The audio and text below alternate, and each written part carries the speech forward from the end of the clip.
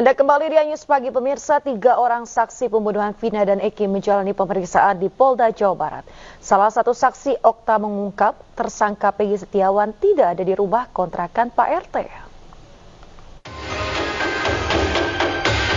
Salah satu saksi kasus pembunuhan Vina, Okta telah selesai menjalani pemeriksaan di Polda Jawa Barat pada Selasa siang. Okta menjalani pemeriksaan sekitar 2 jam dan dicecar 20 pertanyaan oleh penyidik. Usai diperiksa, Okta menjelaskan para penyidik kasus Vina tidur bersama di rumah kontrakan milik Pak RT. Okta pun menyebut Peggy saat itu tidak ada di rumah Pak RT. Itu tidur ya? Tidur situ ya. Pastikan ya di kontrakannya Pak RT. Iya betul. Oke, termasuk dengan anak Pak RT itu. Termasuk kan dia yang megang kunci Pak. Gak mungkin kalau nggak megang kunci kita nggak bisa masuk dong. Itu pada saat nginep di rumah Pak RT sekira pukul berapa, masih ingat nggak? Sekitar jam 10 lebih lah. 10 malam. Iya. Itu setelah tadi mohon maaf setelah minum-minum. Iya. Betul. Setelah dari depan rumah Hadi. Oke. Tapi dengan tersangka Peggy itu seperti apa kenalnya? Hanya sekedar kenal Pak. Pada di lokasi tidak ada. Tidak ada. Total ada 3 saksi kasus Vina yang diperiksa Polda Jawa Barat hari ini, yakni Okta, Pramudia, dan Teguh. Mereka datang dengan didampingi belasan pengacara untuk memberikan keterangan baru di kasus Vina. Menurut para saksi, keterangan yang diberikan saat penyidikan 2016 lalu berada di bawah tekanan sehingga berujung pada 5 orang rekan mereka menjalani hukuman seumur hidup. Pemirsa, LPSK memproses sejumlah permohonan dari saksi kasus pembunuhan Vina dan Eki. LPSK memastikan bahwa para saksi terkait akan mendapatkan perlindungan demi rasa aman dan juga nyaman. Pemirsa, hingga kini sudah ada 10 orang yang memohon perlindungan pada LPSK. Menurut Ketua LPSK Ahmadi, kasus ini memiliki tantangan dalam penelahan. Pasalnya, kasus ini sudah 8 tahun yang lalu sehingga pemohon kesulitan untuk mengingat atau mengungkap secara runtut fakta yang terjadi. Mempertimbangkan sejumlah tantangan tersebut, LPSK perlu waktu agar lebih berhati-hati untuk menelaah kasus ini. Bagi LPSK, yang terpenting adalah rasa aman dan nyaman terhadap para saksi.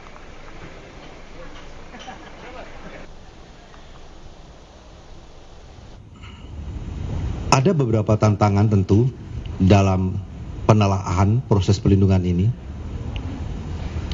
yang dilakukan oleh tim selama proses penelaahan dan tujuannya adalah untuk memberikan perlindungan. Pertama, kita tahu semua bahwa kasus ini atau perkara ini sudah lama, 8 tahun, yang beberapa saksi atau keluarga korban juga tidak mudah untuk mengingat kembali fakta-fakta apa yang mereka ketahui. Ada juga kita semua tahu berkembang beragam pendapat atau pandangan atau keterangan yang banyak melalui media. Itu juga penting menjadi sebuah pertimbangan. Hal lain juga, beberapa saksi telah berpindah tempat tinggalnya. Pendalaman dan asesmen terhadap para korban tentu memerlukan waktu, karena di saat yang bersamaan saksi-saksi juga harus dilakukan pemeriksaan oleh penyidik dalam rangka penanganan perkara tersebut. Pemirsa, Kepolisian Daerah Jawa Barat melakukan pemeriksaan tes psikologi forensik terhadap Peggy Setiawan, tersangka pembunuhan Vina dan Eki di Cirebon. Pemeriksaan tersebut atas permintaan Direktorat Reserse Kriminal Umum Polda Jawa Barat untuk melengkapi penyelidikan kasus tersebut. Jawa Barat saat ini telah melakukan pemeriksaan psikologi forensik terhadap tersangka PS. Pemeriksaan psikologi forensik terhadap tersangka PS dilakukan pada hari Sabtu dan Minggu, yaitu pada tanggal 8 sampai dengan 9 Juni 2024 oleh tim psikologi atas permintaan dari penyidik di Ditreskrimum Polda Jawa Barat. Pemeriksaan psikologi forensik juga dilakukan, tidak hanya terhadap tersangka PS, tetapi juga terhadap beberapa saksi. Termasuk akan dilakukan pemeriksaan psikologi forensik terhadap keluarga. Ya, pemirsa, Ahmad Saifuddin yang merupakan saksi kunci kasus kematian Vina dan Eki memenuhi panggilan pemeriksaan di Polres Cirebon, Jawa Barat. Saifuddin diperiksa selama 3 jam terkait pasal 221 tentang perintangan penyidikan.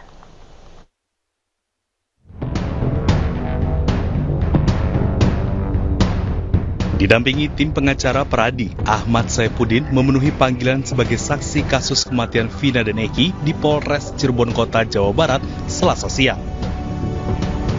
Pemeriksaan Ahmad Saifuddin sebagai saksi terkait pasal 221 tentang perintangan penyidikan.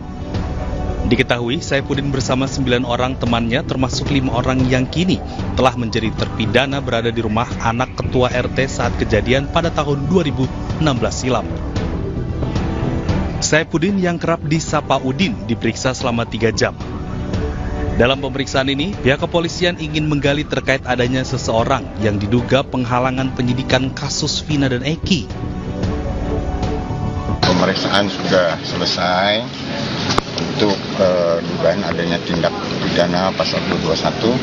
Kepada klien kami ditanyakan 25 pertanyaan yang pada intinya penyidik ingin menggali informasi sehubungan dengan adanya seseorang yang diduga melakukan penghalangan penyidikan di dalam kasus Vina ini.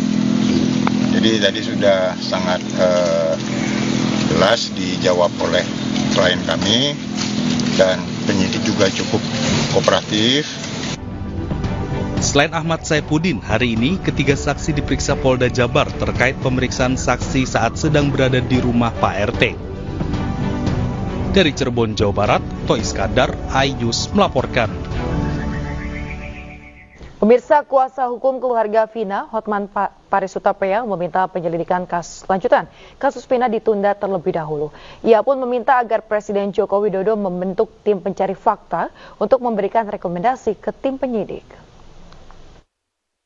Lakukan konferensi pers ini karena setelah mengamati perkembangan penyidikan, kalaupun nanti perkara ini dibawa ke pengadilan, di mana Peggy sebagai tersangka, maka motivasi dan fakta sebenarnya secara keseluruhan dari kasus ini tidak akan terbongkar. Tidak akan terbongkar. Karena sekarang ini kan targetnya hanya satu, Peggy. Ya. Sementara misteri kenapa kejadian ini dan kenapa berita acara semua saling bertentangan tidak terbongkar. Apa yang terjadi tidak terbongkar. Ya. Penyidik nanti sama jaksa hanya akan berpatokan kepada hukum acara pidana formil. Dia akan mengatakan 2 alat bukti cukup. Peggy bersalah. Dia akan mengatakan begitu. Akhirnya kasus ini akan menguap dengan sendirinya. Akan berakhir di situ. Sementara yang apakah benar fiktif atau tidak akan lagi ditindaklanjuti. Maka kami dari tim Hotman 911 yang sebagai kuasa hukum dari keluarga Vina berpendapat kasus ini sebaiknya penyidikannya sementara ditunda dulu agar Pak Jokowi membentuk tim pencari fakta yang netral, terutama dari para ahli hukum pidana dari universitas untuk menyelidiki fakta sebenarnya, dan setelah terkumpul nanti baru diserahkan kepada penyidik untuk dilanjutkan ke kejaksaan dan persidangan. Pemirsa, teka-teki kasus pembunuhan Vina dan Eki terus berkembang. Data baru bermunculan, saksi baru pun demikian, seolah tiada henti terus bergulir kencang. Tapi di antara semua fakta dan data ada yang sesungguhnya mencengangkan. Dia adalah Saka Tatal yang terus melawan padahal harusnya sudah tenang. Mengapa engkau nekat, wahai Saka? Berikut cuplikan wawancara Aiman Wicaksono bersama Saka Tatal dan juga Liga Akbar dalam program Rakyat Bersuara. Tidak melakukan apa yang kemudian dituduhkan sampai kemudian diputuskan oleh pengadilan. Saka tidak melakukan. Walaupun disumpah juga sumpah pocong aja suruh ke sini sekalian. Biarin biar tahu rasa. Saka juga berani. Saka tidak tahu. Bahwasanya Saka aja tuh ada di rumah. Kejadiannya aja ada enggak, Saka tuh enggak tahu. Tiba-tiba diambil waktu itu, ditangkap. Iya, tiba-tiba juga ditangkap, enggak ada keterangan apapun. Ya, ditangkap juga habis ngisi bensin. Surat penangkapan enggak ada. Saka sempat waktu itu disiksa. Sempat. Di Polda Jabar juga sebenarnya pernah aja siksaan. Apa bentuk siksaannya? Dari pukulan. Apa yang dipukul? Badan. Bagian mana? Ya, badan sampai diinjak, dijejak. Itu di Polres atau di Polda? Dua-duanya. Sebenarnya ada. Siapa yang nyiksa? Ini data baru. Polisi lain. Anggotanya, bukan penyidik. Bukan penyidik. Bukan. Kalau penyidik itu berani berjumlah karena dia nggak ikut memukulin. Tapi anggotanya. Dia pakai pakaian preman begitu ya, bukan pakai pakaian polisi.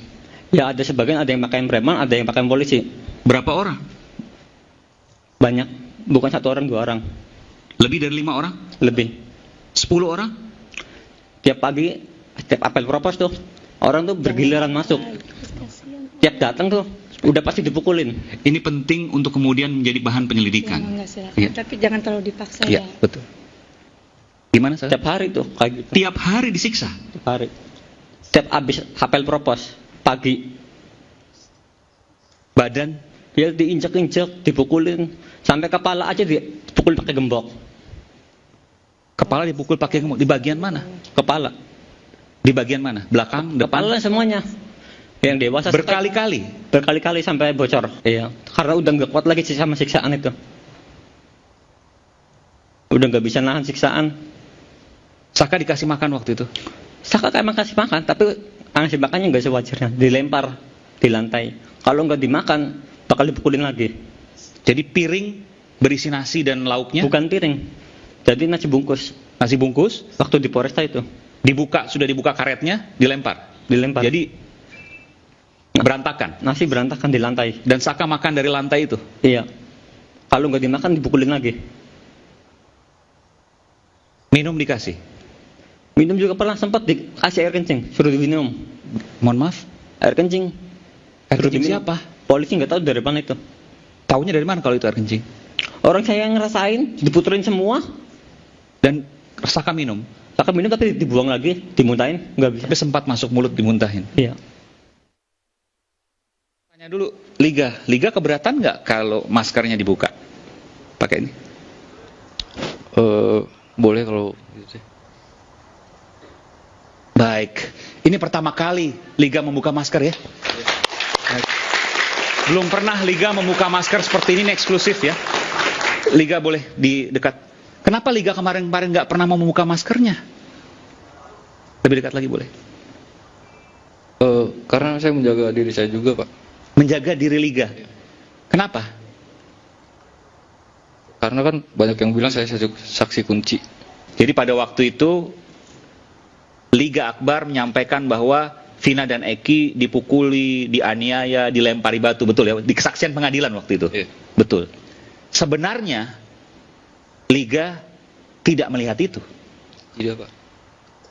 Liga tidak mengetahui sama sekali kejadian itu. Tidak. Lalu kenapa? Mohon maaf didekatkan lagi. Lalu kenapa pada waktu kesaksian di pengadilan berbeda? Saya bingung waktu itu, Pak. Saya mau bilang sama siapa? Karena nggak ada yang percaya. Liga pada waktu itu diminta oleh siapa jadi saksi? Pak Rudiana, Pak. Pak Rudiana? Oke. Dari mana kemudian Pak Rudiana tahu kalau Liga mengetahui kejadian di TKP tersebut? Sampai sekarang saya belum tahu. Betul, belum tahu. Pada waktu itu kan Pak Rudiana minta Liga. Iya. Betul ya? Pada waktu itu kenapa Liga mau? Karena dimintai keterangan soal almarhum Vina dan Eki yang dipakai, dari helm, keadaan motor, itu saja awalnya yang diminta. Pada waktu kejadian, Liga ada di mana? Ada di warung SMA 4 saya, Pak. Dekat dengan kejadian TKP itu? Agak jauh. Agak jauh. Ya. Kenapa Pak Rudiana memilih Liga? Apa karena kenal atau karena apa waktu itu? Mungkin karena kedekatan saya sama almarhum Eki dulu. Oh, lalu kemudian apa yang disampaikan Pak Rudiana waktu itu yang seingat Liga? Hanya itu saja, Pak. Diminta tolong. Minta tolong nggak bahasanya seperti apa Pak Rudiana waktu itu? Minta tolong buat memperkuat bukti. Iya. Kan Liga bilang, saya nggak tahu Pak. Iya. Sempat bilang nggak gitu ke Pak Rudiana? Iya, sempat. Terus kenapa kemudian Liga dipaksa atau gimana? Tiba-tiba saya dijemput, Pak, di rumah. Nah, terus skenarionya siapa yang ngajarin? Skenario itu, saya udah menolak berapa kali, dibantu sama pemeriksa. Oh, jadi pemeriksa yang ngasih. Bahwa ntar kamu ngaku kalau kamu melihat Vina dan Eki dipukulin, dilemparin batu dan seterusnya, begitu? Diajarin data-data itu? Bukan diajarin, dirangkai, Pak. Iya, maksudnya disampaikan, disuplai, dipasok ke Liga. Dibantu. Ya, di situ cuma ditanyakan ada pelemparan batu atau apa? Seperti pemukulan, pengajaran, pengajaran. Kalau pengajaran kayak gitu tidak. Pelemparan batu. Ya. Terus Liga jawab? Saya nggak tahu, Pak. Tapi tulisan di BAP melihat. Ya, dia tanyakan, orang kamu ada di situ kok, katanya. Oke. Gitu. Ya, saya bilang, saya nggak tahu, Pak. Saya harus kayak gimana, kata saya. Terus kemudian diarahkan. Iya. Dan Liga waktu di pengadilan juga terpaksa mengatakan sesuai dengan apa yang di BAP. Terpaksa banget, Pak. Karena sidang pun itu tertutup, Pak. Di situ ada rekan almarhum Eki, ada ibunya juga. Cuma tidak boleh masuk, Pak. Saya bingung banget di situ.